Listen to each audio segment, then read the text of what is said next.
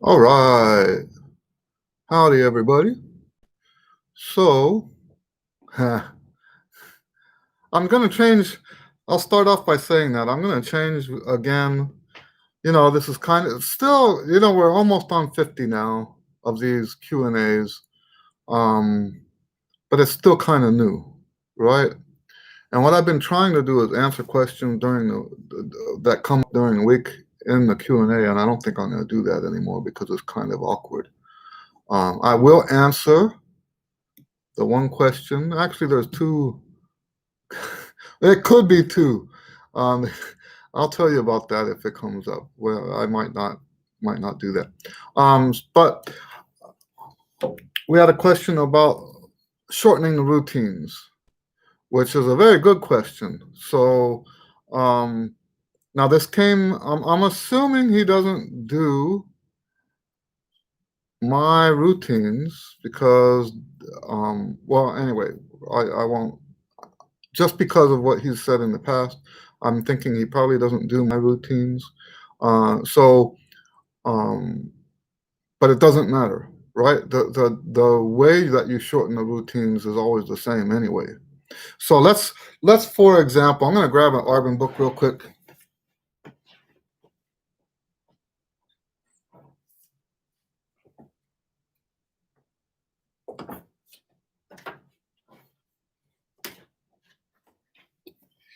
And let's say your routine that you do every day as your daily routine. One of my favorite pages out of the Arbin book,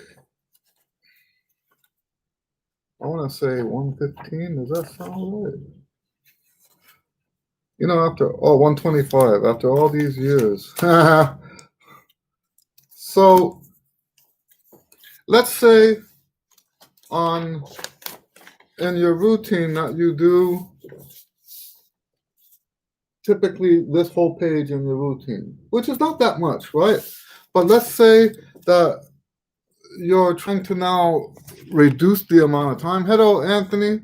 Good. We're doing real good. Thank you. I hope you're doing well. So if you want to shorten the routine, then what I do, and I do it very mathematically. It's not an emotion thing. It's not a feel thing. I do it very mathematically. I'll do every other one if I need to do half the length. I'll do every third one if I have to do a third of it. And if you do it that way, you can be very meticulous about how long the routine is. Okay? And you do that with all the exercises. If you've got long tones, then you do it with the long tones. If you've got lip slurs, you do it with the lip slurs. You do either every other one, every third one. Now, what I also like to do, because those exercises that I just showed you on page 125, go through all the keys. So if you have to do this more than once, then you want to make sure you alternate which ones you did last time with the ones you do this time, right? That way you're still getting all the keys, but you're spreading it out over more than one day. And you're getting that shorter routine. Now, let me remind you that the reason why we do this shorter routine is because of the 50% rule. People get so used to just doing exercises that their routine gets bloated out to the full length of their practice time, right? And when I say, okay, you need to be doing at least half of your time is on music, a lot of them don't know how to shrink the routine down to fit the time that they have to practice, right? So yeah, that ends up being a challenge for them. And you know what? Part of there are some people out there that their concept of a routine is that you have to do the same exact thing every day at the same time every day for the same length of time every day. And you know what? Quite frankly, if that describes you, then there's not a whole bunch I can do for you, right? And I don't mean that in an offensive way, okay? There are different strokes for different folks, right? I have that habit of doing too long routine. Now, yeah, that's a lot of people have that routine. That's what Anthony says, that he has a habit of doing routine too long. And it's if you can wean yourself off the routine and spend more time on music, you that's I got ahead of myself. We were talking about people who don't use my approach, right? I don't have a problem with people who don't use my approach. I used to not use my approach, right? How could I be like, you know, how could I think anybody else is wrong for not doing my approach if I didn't always do this either, right? I mean, that's the logic that I have about that, right? So anyway, so yeah, we're trying to shorten the routine to fit so that we can get more music in. And that's the first thing I would say, is that do it mathematically. If you have 10 exercises that you use, just do 5 of them or just do 3 of them, depending on how much time you have. Now, my Chops Express books are written for that specifically. For many years, I was teaching my students how to modify the daily routines so that they would, just the way that I'm telling you now, do every other long tone, do every other tonalization study, do every other lip slur. Well, actually, with the lip slurs, I do every other fingering, which is fun, right? So later, I decided that it would actually be better for the students if I actually wrote those routines out. So that's exactly what the Chops Express is. Chops Express is a routine book for students that can't practice more than a half hour a day. Well, I take that back, more than an hour a day. Okay? Because you can do Chops Express. The routines take about 15 minutes, but you can beef them up a little bit, right? That's the nice thing about the Chops Express. You can add more to it to make it last a little longer, so that you're doing, so let's say you do have a whole hour to practice, then you can add extra scales or whatever to fill up maybe 20 minutes of a routine. When I do this Chops Express, I do all of the tonalization studies instead of the 4 that are in there. And it takes me 20 minutes to do the Chops Express instead of the 15 that it would normally take, because it takes about 5 minutes to do the tonalization studies. So yeah, you're doing a whole routine in 15, 20 minutes. And the lower level routines are actually more like 10 minutes. So it's those lower level routines are more like for the students that I have that are junior high students. They only practice half an hour, so they can get their routine done in about 10 minutes and spend the next 20 minutes working on music. How wonderful is that? Right? Now, there are some things you want to watch out for if you are trying to shorten your routine. You don't want to play faster. Better to play fewer exercises and play them well. Big, full sound, all of that, and more importantly, the emotional, like, we don't want panic. We want to be able to slow down. And you know what? I can do an improvised version. In fact, there is a video that I put up here on the channel long ago, years ago, about how to improvise a routine, do an improvised warm-up based on the same principles that the routine is on. And I often do that like as a warm-up before a gig. If I have to, I normally don't have to, but if I have a gig that I haven't touched my horn in a while, and I want to, make sure this is all, feeling right, I'll do this more improvised version, and it takes however long I want it to take, 1 minute, 2 minutes, 3 minutes. whatever, however much time I have, I can make the improvised routine take that long. Okay. Um, so yeah. But yes, you want when I'm doing it though. Hello, Keith. So you think it's a good idea for students to? Yes, I do think it's good when it's appropriate, right? So I'm not saying on a daily basis. When it's uh, uh, necessary, wouldn't that negate the routine part? Oh, okay, so yeah. Um, so my approach to the routine though. Okay, Anthony says in 15 minutes I could do 4 minutes of double tonguing, some long tones, 1 minute, etc. So I don't look at it in terms of minutes. I look at it in terms of exercises. And in 15 minutes, like my Chops Express book, you're getting all the exercises. I think most of them have 2 double tongue studies and 2 triple tongue studies.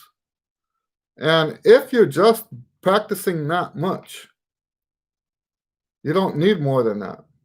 Anyway, getting back to what Keith was asking, my concept of now, is this the same Keith Morales in El Paso? If it is, yes, the link to the book, the Chops Express book. What I'll do is I'll put a link to because you get if I send you a link to the books page,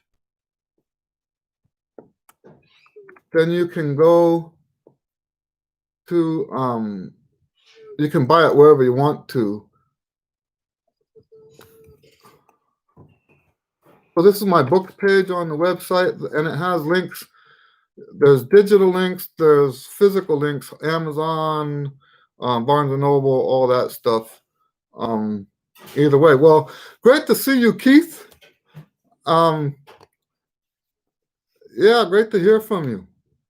So I was talking about the routine concept, right? I remember when I lived in El Paso, the concept was that you played the same exact exercises all the time, every day, at the same time, and I broke away from that. And what I do for a routine today is to follow the same order of exercises every day. And it's almost like cross training, because what I also do is this cycling through. I only practice 6 days a week. I do 6 different routines on those 6 different days. And it's almost like cross training, CrossFit, whatever they call it. Anthony asks, is it true that it takes about 6 months to master double tongue?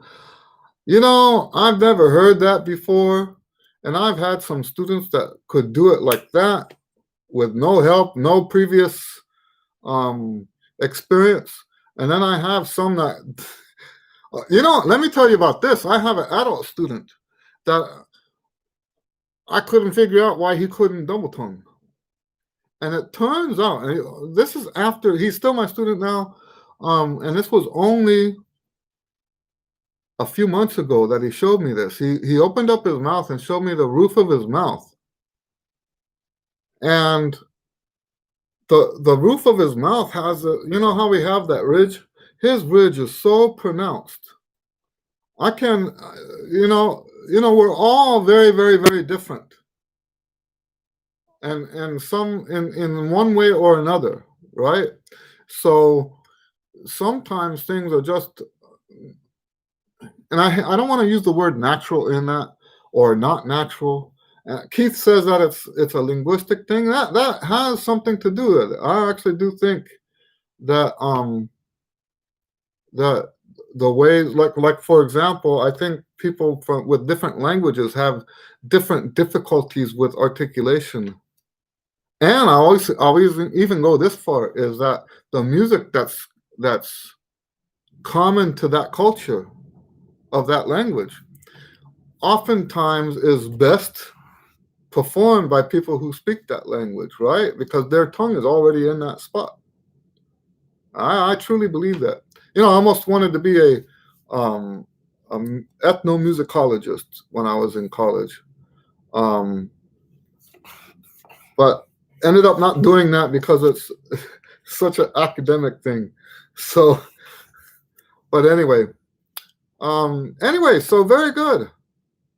That's what I wanted to start with, because we did have a question, and that was, now there's another question. I'm not going to answer that unless someone else asks something similar, and I might bring it up from somebody who's not, I guess we can say, kind of sort of hostile towards my approach, right?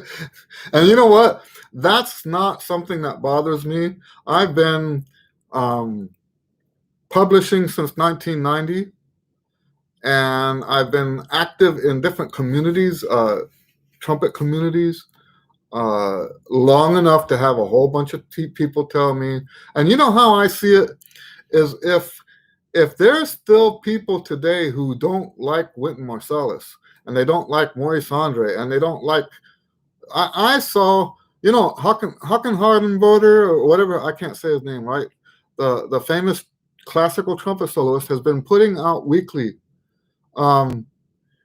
He's been putting out weekly one new live recording, right, of the what's it called, the Charlier Etudes, right? And you should see how many dislikes are on, right? If you see how many famous people get, how many people say, "Oh, this guy's no good" and stuff like that, you got to understand that someone like me is going to get plenty of that myself too, right? Puts me in good company. Anyway, with that behind us, let's open it for questions. Anybody have questions, specific questions, general questions, any kind of questions?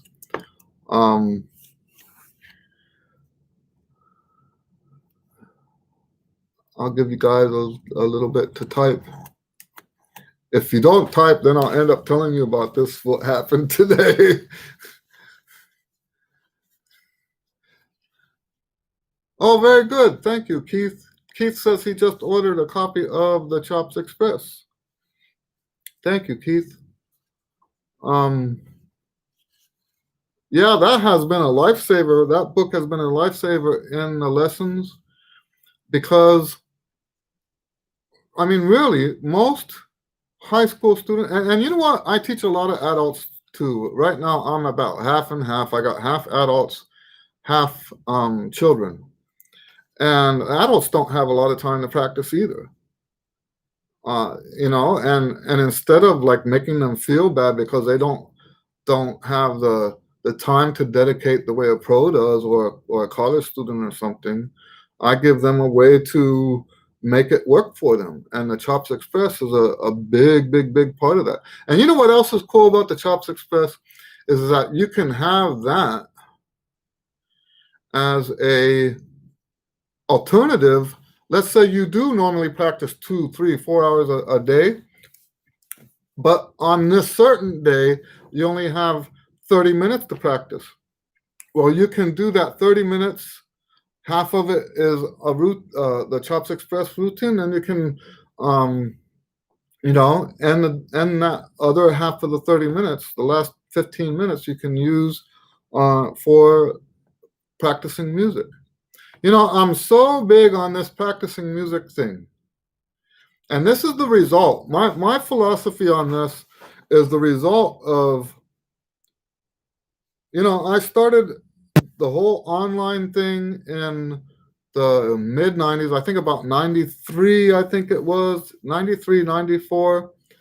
And I was extremely active back then. I never stopped, right? I never stopped, but I was extremely active throughout the 90s.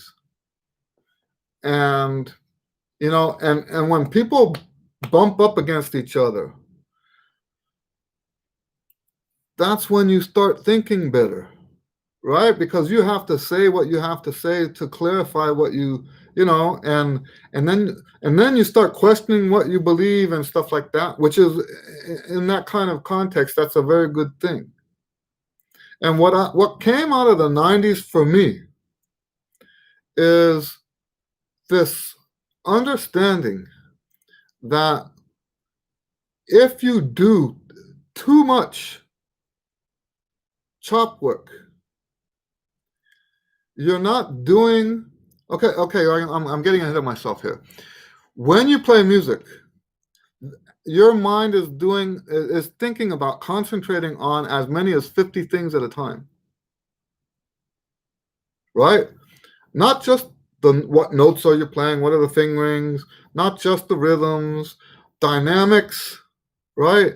Um, Style, intonation, and you can keep adding these things that you're supposed to be thinking about, phrasing, all of this stuff. And I sat down one day to try to write down how many things that do we actually think about when we're playing music, and it's about 50 things. Now tell me, I don't think it's possible to actually consciously think of 50 things. I don't think that's possible. So that's got to be a subconscious thing.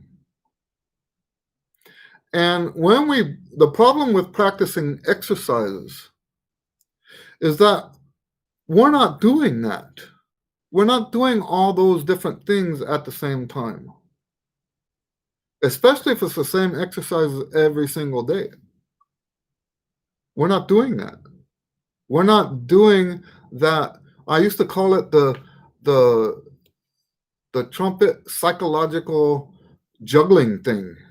Imagine you're juggling 50 balls, right? If you're not doing that, which is the only way you're going to get that is playing music. If you're not doing that, then things are not going to be right in your performances. And even worse than that, the physical stuff about playing the trumpet is actually impaired because you're trying to do it in your conscious mind instead of your subconscious mind. When you practice music, it forces you to do those physical things from your subconscious. And your subconscious is far, far more powerful than your conscious mind. I hope that makes sense. That's why we want the 50% rule, is to tap into that part of what it means to be playing music.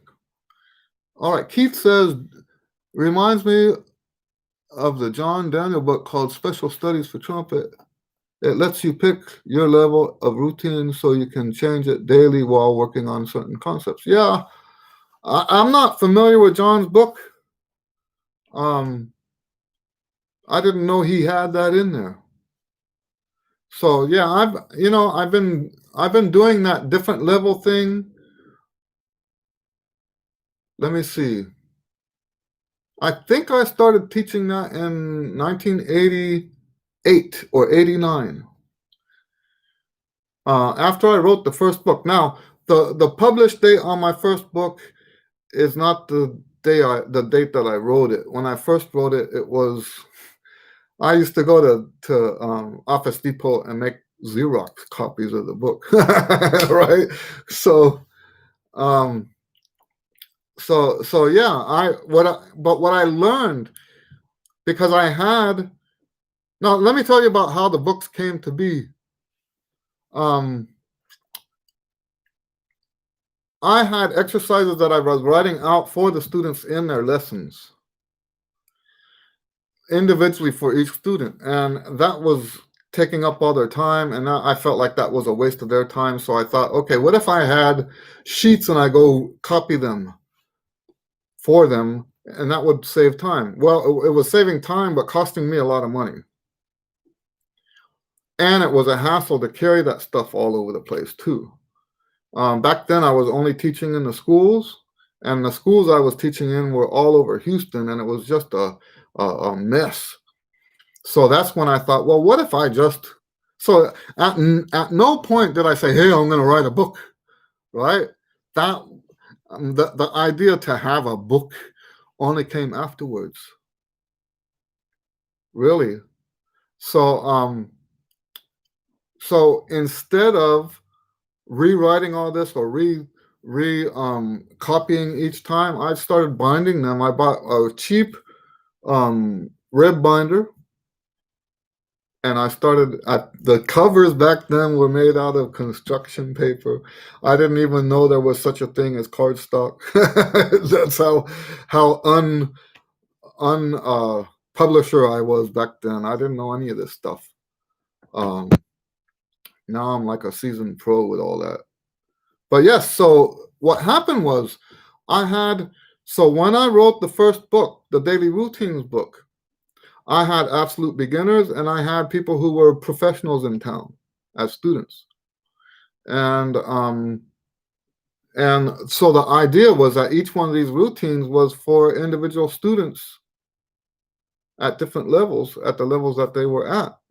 And but after I wrote the book, I started using those different levels.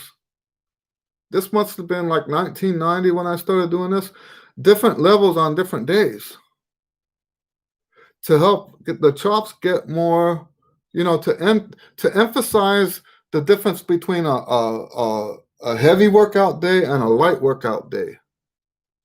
So you can have, like for me, Tuesday is the day that I do my highest and hardest exercises.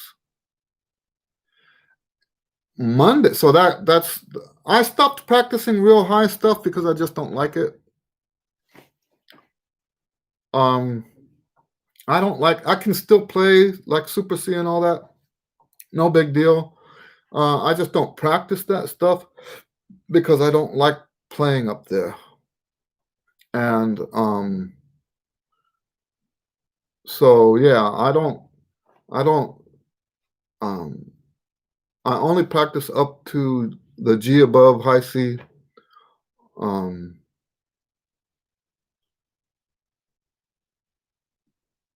So Anthony says I started playing a piece in the back of our bands, and it's challenging, but it does make work on stuff that you're used to in the daily routines. Yeah, that's right.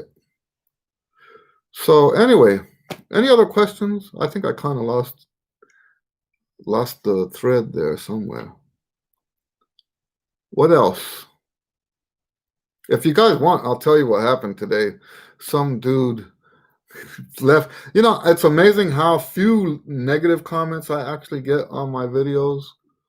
I really thought, because the stuff that I teach, especially the stuff about Arbans, I see that. Okay, I understand. Especially the stuff that I teach about practicing, like don't practice every day, and that other stuff in your life is more important than your practice time, that kind of stuff. The art of accumulative practice, all of that stuff is really very controversial.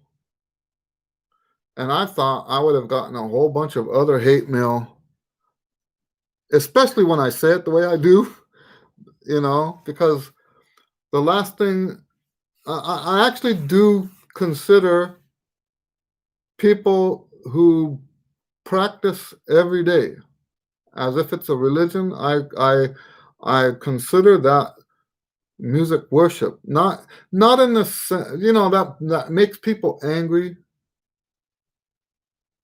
That makes a lot of people angry but I think the reason it makes them angry because I think they can see the truth in it. If music is the most important thing in your life, so much that you get your priorities messed up. It's easy to get other musicians to pat you on the back and tell you how great, how great it is that you sacrificed your whole life for music. Keith says, "Hey man, you rock. You're a legend in El Paso. You've inspired me to make a YouTube channel with a slightly different take on all the region stuff." Hey, that's cool. Keep on swinging. Hope to see you soon in the past. He says, "Listen to Eddie. He's a master." Well, thank you, Keith. Um, you know what? For those who don't know, Keith asked me to do, I do these all-state jazz etudes that I write. Well, Keith asked me to do for the junior high in El Paso. I think not El Paso district, but the Isleta district. I think, if I'm not mistaken, I don't remember which one it was actually. But that was fun. I enjoyed writing basically junior high level jazz etudes. I enjoyed doing that. Oh, is it okay? El Paso. Okay. So yeah. So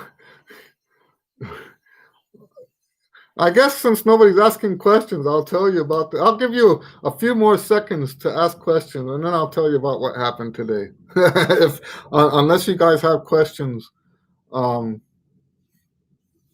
because it is kind of funny. And while you're typing, I'll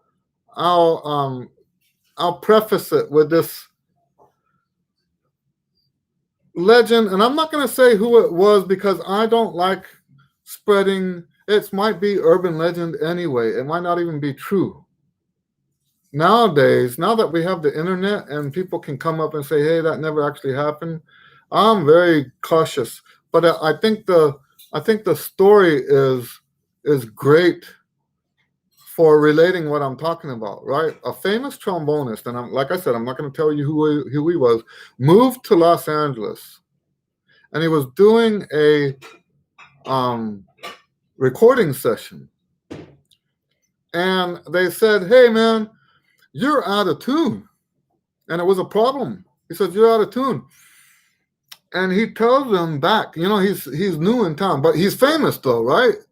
So I think according to the story, the way I heard it, he's got sort of a chip on his shoulder, right? That's why I don't want to tell you who it was. But he says, no, everybody else is out of tune. I'm the only one in tune, right? That's the story I heard. And like I said, I'm not going to tell you who it was.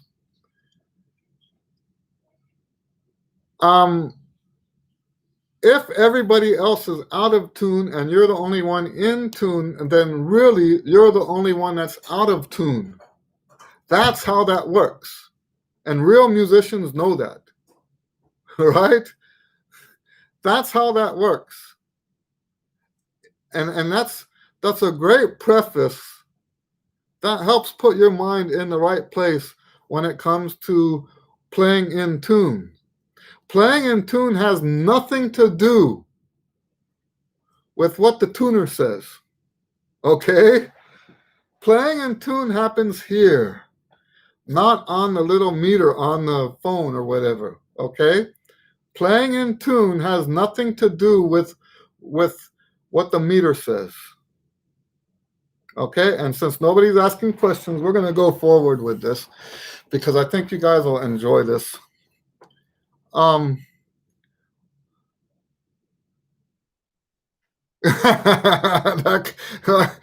Keith says, "What do you mean I'm not playing with dynamics? I'm playing as loud as I can."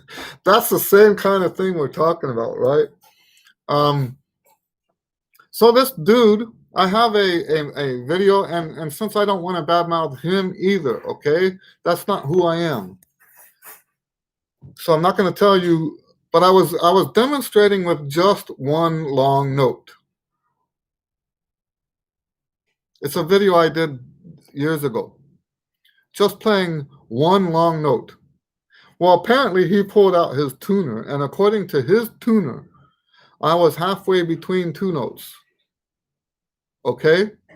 Well, I wrote back to him. I said, "You might want to get a new tuner," because I did what he did. I checked the note to see how bad it was, and I was only 20 cents off. And when you look at the tendencies of the trumpet, I took that one lesson with Charlie Geyer a long, long time ago, 1991, 92, somewhere around there. And he blew my mind. Now, if you don't know who Charlie Geyer is, right now he teaches at Rice University with his wife. At the time when I took a lesson, he was the trumpet teacher at Eastman. Between those two, him and his wife were the trumpet teachers at um, Northwestern. So this guy's a big deal. And the reason I had a lesson with him was because my teacher at the time, Dick Schaefer, they're like best buddies because Charlie Geyer used to play in the Houston Symphony long, long, long time ago. I think, if I'm not mistaken, he might have been the youngest principal trumpet or something. I might be getting him mixed up with the other guy. But anyway, so he knows what he's talking about, right? And he blew my mind in that lesson. He says, I never heard this before. The trumpet is a naturally out of tune instrument. Let that sink in. Repeat it again. The trumpet is a naturally out of tune instrument. Blew my mind, right? Playing in tune as a trumpet player is not just about put the valve down and make sure your slide's in the right spot. That's the horn is out of tune. If we're comparing it to equal temperament, the horn has tendencies. Now, I had heard about these tendencies before, but nobody ever said it the way he did. The trumpet is a naturally out of tune instrument, right? So it's natural for the G to be, if I'm, and here's the thing, because the trumpet is naturally out of tune, I have over the years,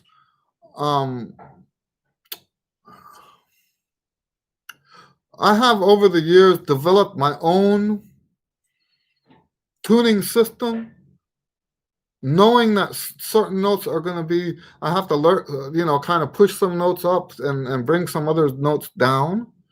So I tune to where not 2 cents sharp, but my C is always 1 cent sharp on purpose, because I can bring that 1 cent down with my lips and it doesn't change the tone, but it makes the E flat, the E, the D, it makes that a little bit more workable on the gig. But the point is that the horn's just out of tune.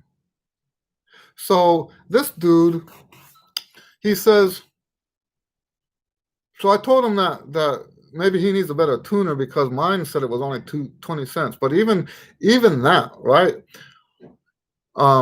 Well, he somehow, with the way I said to him, he was even more offended, and he told me that I have no business. He says, I'm trying I want people to know that I know what I'm talking about and sell my stuff and stuff like that, but I have no business doing that if I can't play in tune. It was a single note. In tune to what? I mean, there's context, but there's no such thing as playing in tune out of context. Does that make sense?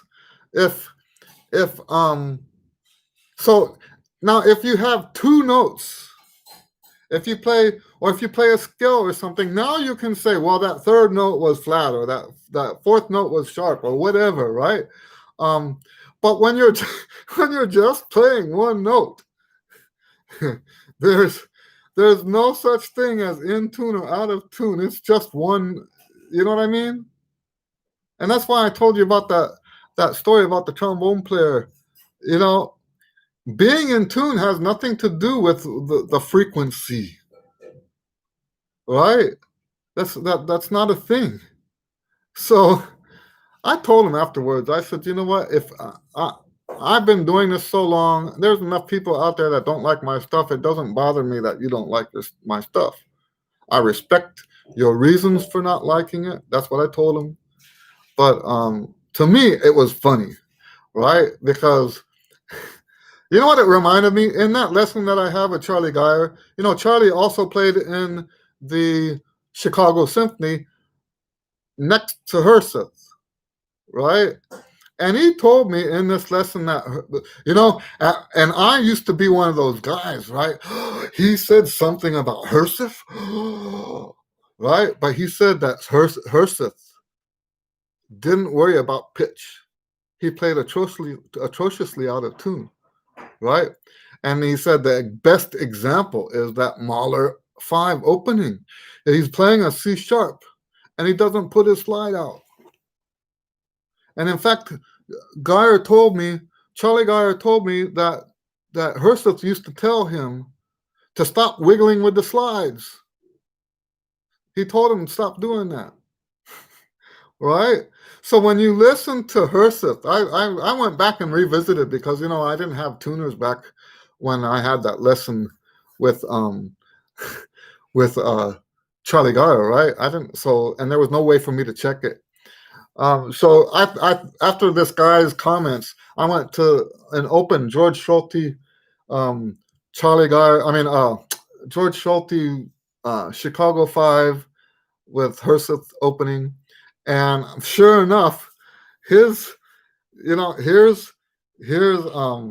C sharp, here's D, and here's Herseth's note right in the middle of it, right?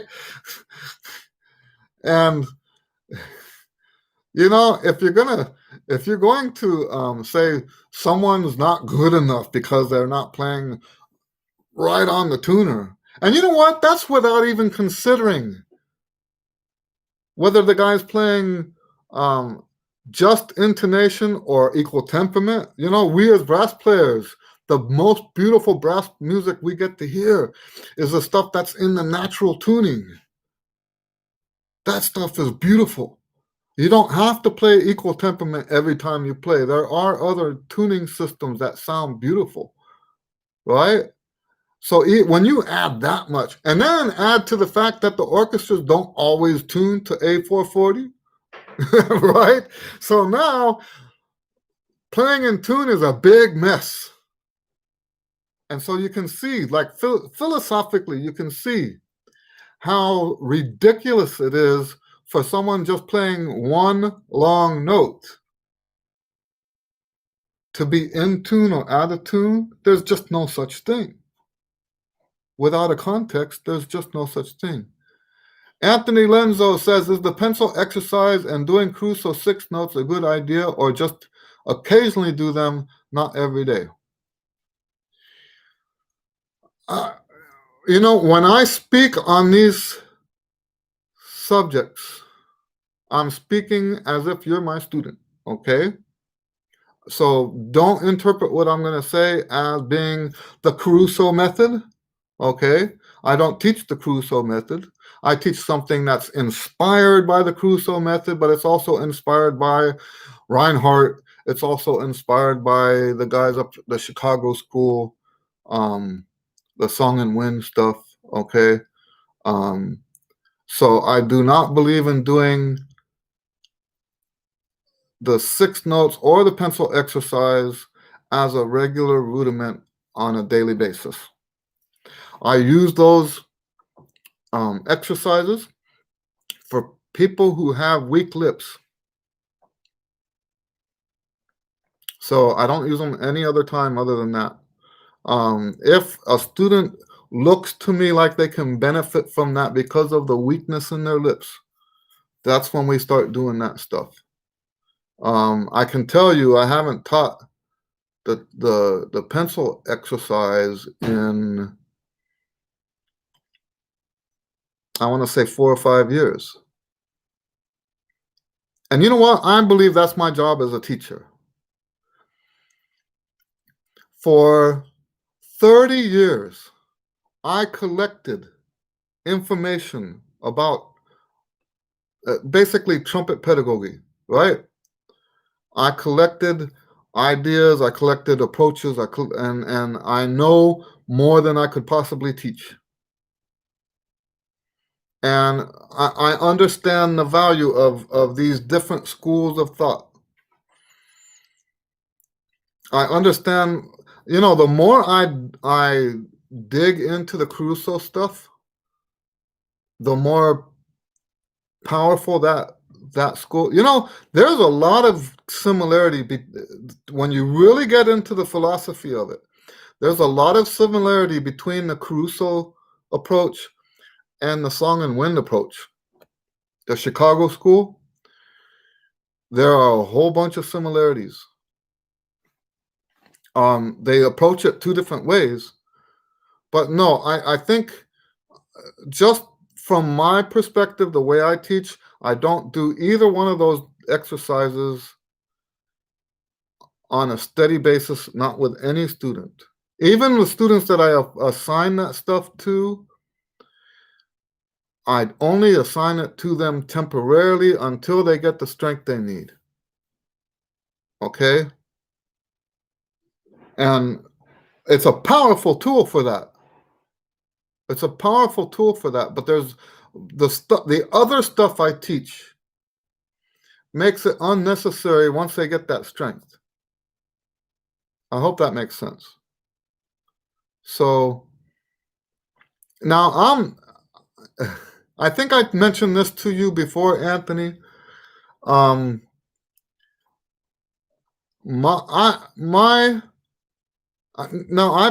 I've had lots and lots of discussions with Caruso students, and I have the Caruso book, but I think the best Caruso book out there is John Finley. Not John Finley. Bob Finley's book. It's called Bob Finley on Trumpet, and I didn't know when I was working out of that book. I didn't know that was Caruso. One day, I know I might have told you this before. One day, I contacted him because I found his email. I told him how much I appreciate his book. His book changed my life. And he said, "Thank you. Caruso would be he said Carmine would be smiling in his grave right now," or something along those lines. And that's when I realized he was basically telling me that his book is Caruso's method, but it's got such a much better explanation of how all that works. And like I said, it's not that far off from the Song and Wind stuff. They just approach it from an entirely different angle.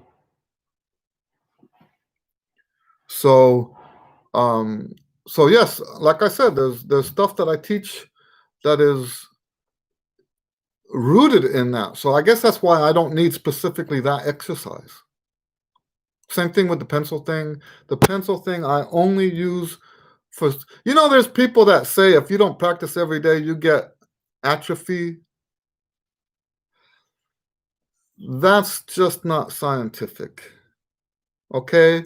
You don't get atrophy by not practicing one day or even a week.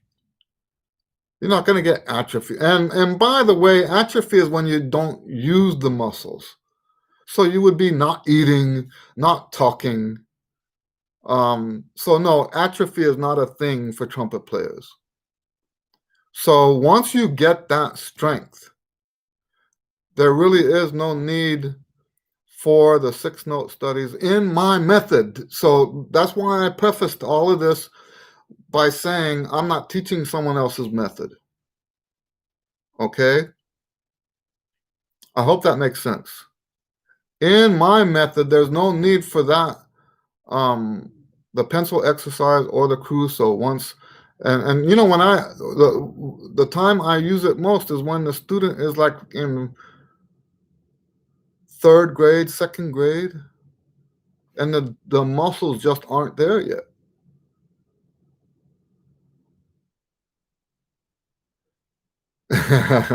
I understand, Anthony. Anthony says, "Good answers, thank you. Just wanted your opinions." So, yeah, I understand. Anthony's one of our regulars. Just about every week, right, Anthony? So, and Anthony always has great questions. I enjoy his questions always get me moving in the right direction for these Q&As. I don't know I have to thank you, Anthony, because I don't know what these Q&As would be like without you. Right? So they would. I can tell you, they would probably be kind of short. So no pressure, though. I'm not saying you have to now come every time. I'm just saying you make it a lot easier for me. Um. Anyway, any other questions?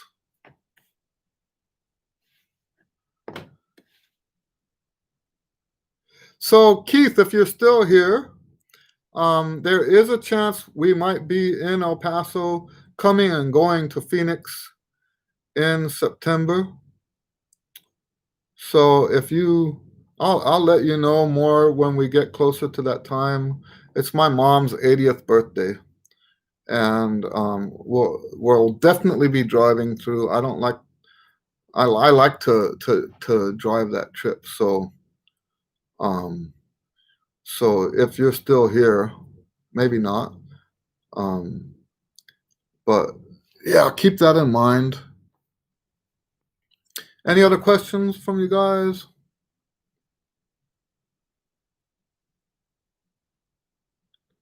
Yeah.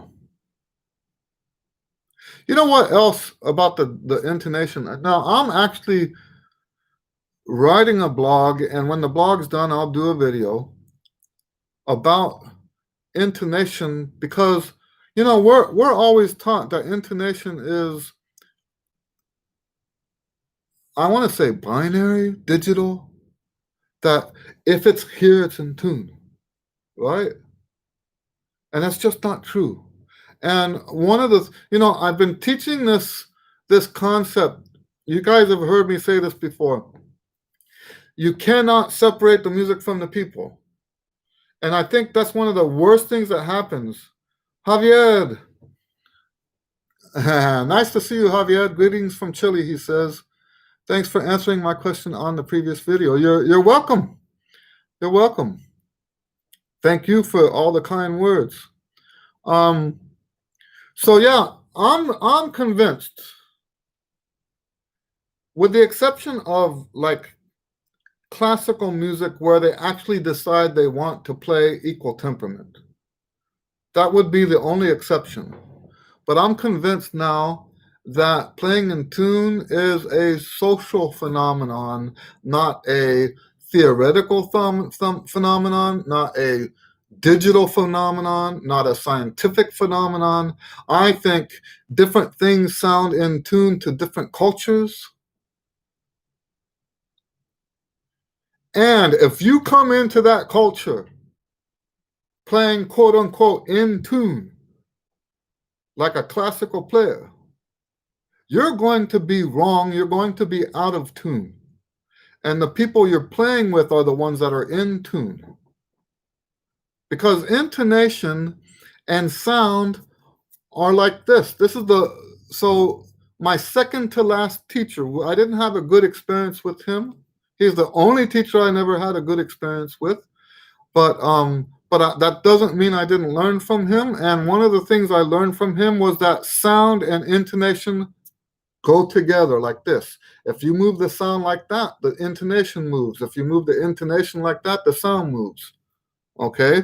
Sound and intonation are extremely well connected. Now, if we agree with that and look at a culture's sound, let's just use for an example. I have been enjoying Macedonian brass music. Thank you, Anthony. He says, I enjoy your Q&As. I've been enjoying Macedonian brass music, right? And there's that one guy that plays real fast. I just love it. But the intonation is going to be different there. It's going to be different because the sound is different. The sound they have is different, so the intonation, therefore, is different. You can't go in there with a tuner and say, see, look, see? It doesn't work like that. So this all goes back to that concept that I've been teaching. You cannot separate the music from the people, and that's happening I'm seeing this on more different aspects of what we do. You know, one of the ways that I figured this out, I used to go, El Paso is right on the border, and and the university is right there at, like half a mile from the crossing. And we used to go to lunch in Juarez, and the music over there was so different. The rhythms were different, and you could write it down, and it would look just like the music we play, right? And you listen to you write down the notes that they're playing, the rhythms that they're playing. It would look like what we play. It doesn't sound anything like what we play. And I promise you, you go in there with your college tuning and play with those groups that I used to hear in Juarez on the streets, you will be the one out of tune because you're not playing with them. You're not getting their sound.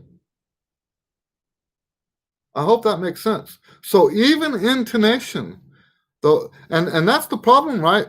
People want to come with their meter and say, well, you're flat, you're sharp, you're flat, you're sharp. No, no, no, no, no. It's here. You listen to that culture's music, and you try to match what they're doing. I hope that makes sense.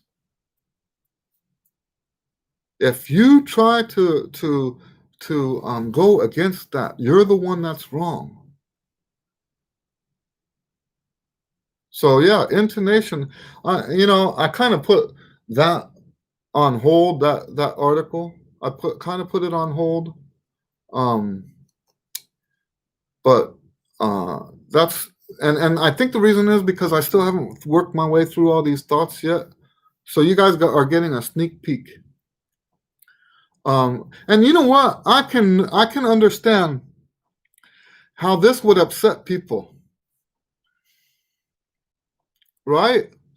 Because